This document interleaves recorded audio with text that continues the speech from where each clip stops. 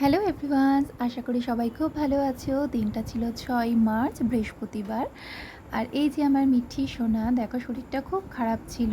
ওকে doctor দেখিয়ে নিয়ে এসে তারপরে রেডি হয়ে বেরিয়ে গেছিলাম। আর আমার ছোট্ট মিঠি সুমিত আমাকে পৌঁছে দিয়েছিল। আমার পার্টি মেকআপ ছিল বাড়ির খুব কাছেই, তো ওই আমাকে লোকেশানে পৌঁছে দিয়ে এসেছিল।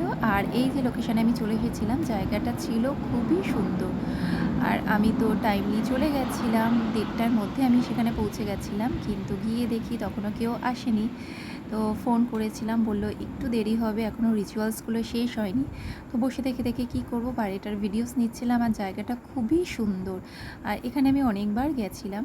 তো যাই হোক, একটু ভিডিওস নিয়ে নিচ্ছিলাম সময়টা কাটানোর জন্য।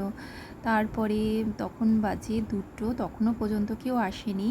রিচুয়ালসের জন্য লেট হয়ে যায় বুঝতে পারি, কিন্তু টাইমলি যদি না বসা হয় আমরাও তো টাইমলি ছাড়তে পারি না, লাস্টে খুব তাড়াহুড়ো পড়ে যায়। তো এই করতে করতে ৩টে বেজে গেছিলো, তখনও কেউ আসেনি।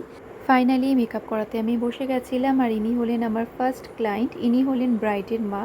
খুবই ভালো একজন মানুষ, আর সত্যি খুব ভালো লেগেছিল ওনার সাথে কাজ করতে গিয়ে। বলো কেমন লাগলো সেজে? ভালোই লাগছে, যতটা ভাবছিলাম তার থেকে অনেকটাই ভালো লাগছে। Thank you. ইনি হলেন আমার সেকেন্ড ক্লায়েন্ট। ইনি শুধু শাড়ি ড্র্যাপিং আর হেয়ার স্টাইলটা করেছিলেন, তো খুব স্যাটিসফাইড ছিলেন। আর ইনি হলেন আমার থার্ড ক্লায়েন্ট। তো ইনিও যেরকম লুকস চেয়েছিলেন সেরকমই দেওয়ার চেষ্টা করেছিলাম, তো উনিও খুব স্যাটিসফাই ছিলেন। আর ইনি হলেন আমার ফোর্থ ক্লায়েন্ট।